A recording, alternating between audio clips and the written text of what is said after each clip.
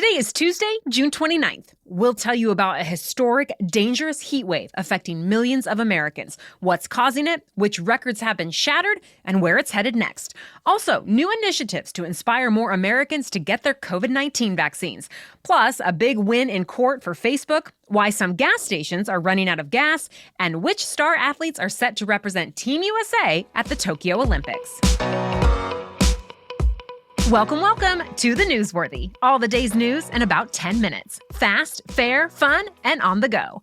I'm Lacey Evans, filling in for Erica Mandy during her maternity leave. You ready? Let's do this. The unprecedented heat wave in the Pacific Northwest just keeps breaking records. Portland, Oregon reached an all-time high temperature of 116 degrees yesterday. In Seattle, it was 108. Another record breaker. These kinds of temperatures are really unheard of in that region of the country. In fact, Seattle's average high temperature for June is usually around 70 degrees. Because of that, fewer than half of the people who live there have air conditioning. The heat forced many schools and businesses to close. COVID-19 testing sites and mobile vaccine units were also out of service. And in Portland, light rail and streetcar service was suspended because power cables melted. To help, officials opened cooling centers, including one in an Amazon meeting space in Seattle that could hold up to 1,000 people.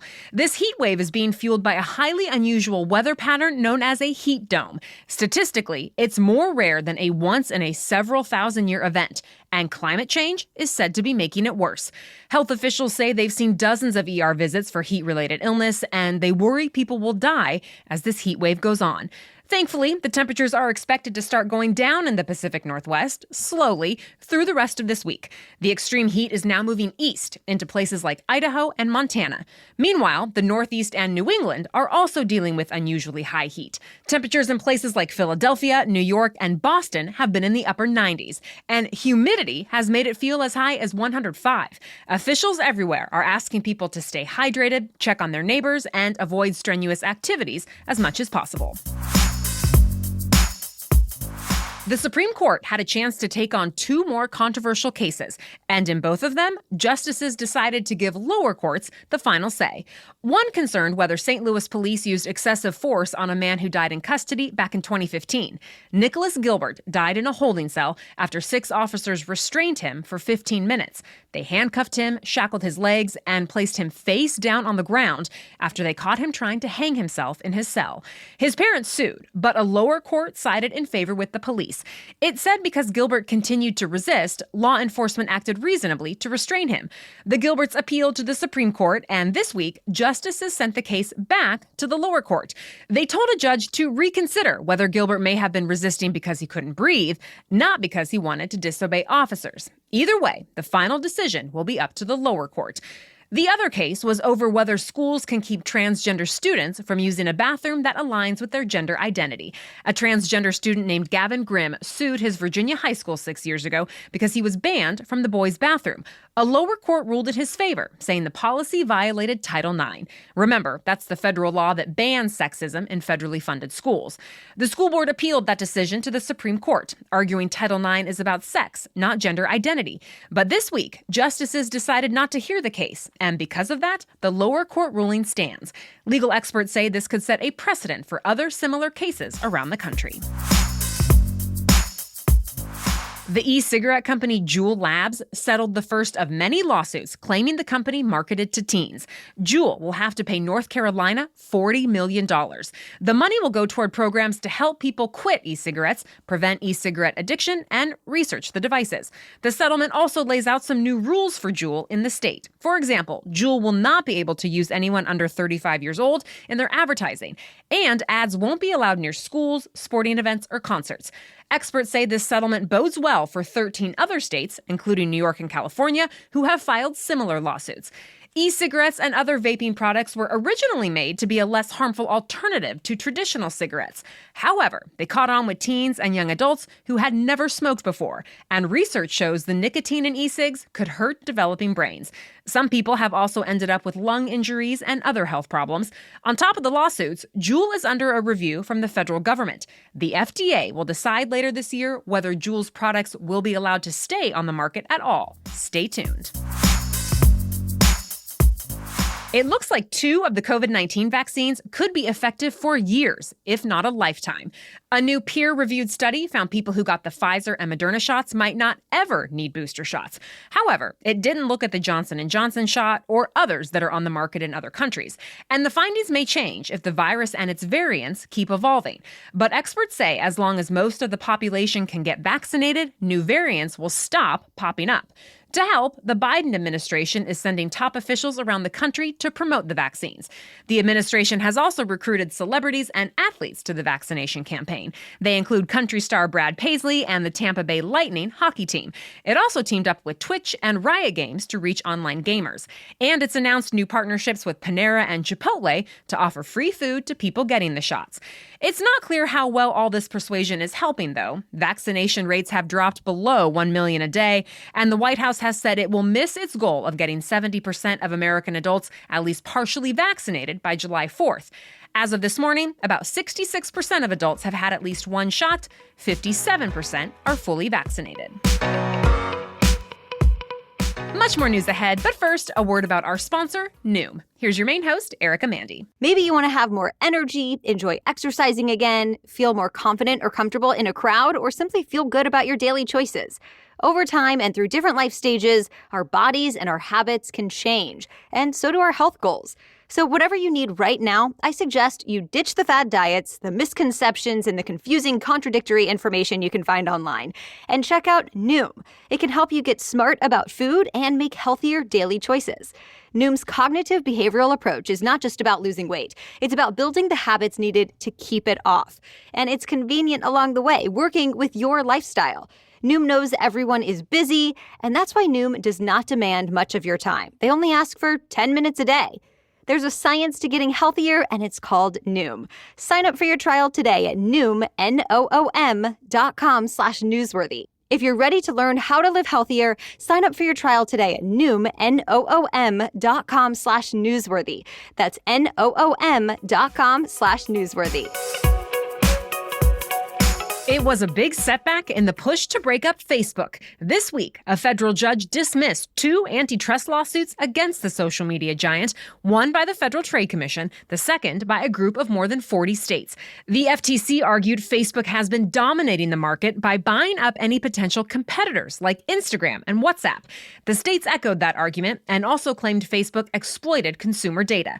But the judge said neither lawsuit was valid. He said the FTC didn't give enough evidence to support its claim that Facebook has monopoly power. And he said the states waited too long to file their own complaint since Facebook bought Instagram and WhatsApp years ago. Facebook's stock value shot up after the decision. It was the first time the company's market value reached $1 trillion. Around the country, many gas stations are running dry. The Oil Information Service says gas outages have been reported in the Pacific Northwest, Northern California, Colorado, and Iowa. And Gas Buddy told CNN there have also been reports of empty tanks in central Ohio and Illinois. But to be clear, there is no shortage in this country. This issue is coming to a head because there aren't enough tanker truck drivers to deliver the gasoline. A national driver trade group says up to 25% of its vehicles have been sitting idle because there is no one to drive them. And recruiting new employees takes time because tanker drivers require more training than other delivery workers. Making matters worse, demand is rising as more Americans hit the road. Still, experts are asking people not to buy up any more gas than they need, as panic buying could make matters much worse. College athletes could start earning money off their names and images as soon as this week. The NCAA says it's thinking about ending its policy that bans student athletes from profiting off their fame. It's facing pressure to act quickly because of several state laws that take effect in 2 days. Starting on July 1st, student athletes in 8 states will be legally allowed to earn money from their status, meaning athletes will be allowed to sign endorsement deals, sell autographs, charge a fee for event appearances, and accept money for social media posts. More than a dozen other states have similar laws that will go into effect over the next couple of years. Traditionally, those activities would have violated NCAA rules, but officials plan to vote tomorrow on lifting the existing policy, and the proposal is expected to pass. Team USA's women's gymnastics team has been set. This group of young women is the most diverse ever to represent the United States at the Olympics, and sports analysts are saying these 6 women could go down in history as the best U.S. gymnastics team ever. And that's despite a lack of prior Olympic experience. Simone Biles is the only one who has competed at the Olympics before. The other athletes who will be part of the team competition are Sunisa Lee, Jordan Childs, and Grace McCallum. The final two gymnasts, Jade Carey and Michaela Skinner, will compete in the individual events. By the way, other Team USA rosters have also been set. For example, the men's basketball team will be led by NBA stars Kevin Durant, Damian Lillard, Devin Booker, and more. The men's golf team includes Justin Thomas and Bryson DeChambeau, and the women's soccer team will once again showcase stars like Megan Rapinoe, Alex Morgan, and Carly Lloyd. The Olympics begin on July 23rd. And that's it for the main news today, but now it's time for Trivia Tuesday, when we ask a different trivia question every week. But first, here's Erica again with a message from our sponsor, BetterHelp. If there is anything that stops you from being your best and happiest self, why not fix that? It's sometimes tough for us to recognize on our own what might be holding us back, but a professional can help you identify it and move past it. BetterHelp is a great way to connect with a professional counselor in a safe and private online environment, so it's convenient, confidential, and affordable. And their licensed counselors specialize in everything from grief to self-esteem to family conflicts and much more. Plus, you can communicate with them in whatever way works best for you: text, chat, phone, and video, all from the comfort of your own home. If you've ever worried about the cost of traditional offline counseling, BetterHelp is more affordable and financial aid is available. In fact, as a listener, you'll get 10% off your first month by visiting betterhelp.com/newsworthy. I want you to start living a happier life today. So join more than 1 million people who have taken charge of their mental health. Go to BetterHelp, H-E-L-P, betterhelp.com/newsworthy. Now back to Trivia Tuesday. Today's trivia question is, which country has the most natural lakes? Here's a hint. It's the same one celebrating its national pride later this week. Find and follow us on Instagram @NewsworthyPod to play along and find out the answer in our Instagram stories. As for last week's trivia question, in the underwater world, which male creature carries the eggs and births the babies instead of the female? The answer is a seahorse. The male and female seahorses do an elaborate dance, sometimes for several hours, when it's time to reproduce. At the end of the dance, the female deposits her eggs into the male's stomach pouch, where they are fertilized. A male will hold up to 2,000 eggs at one time. The National Oceanic and Atmospheric Administration, or NOAA, says the pregnancy lasts between 2 and 4 weeks. Once the eggs hatch, the male will push the babies out of his stomach into the water. The babies are on their own at that point, but scientists say fewer than 1% of the baby seahorses survive to adulthood. Even when they do make it, they're tiny. An adult seahorse never gets any bigger than 1 foot long. Some stay as small as about half an inch. All right, thank you for turning to the Newsworthy to get your news each day. As always, we'll be back with more news tomorrow. Until then, have a great day.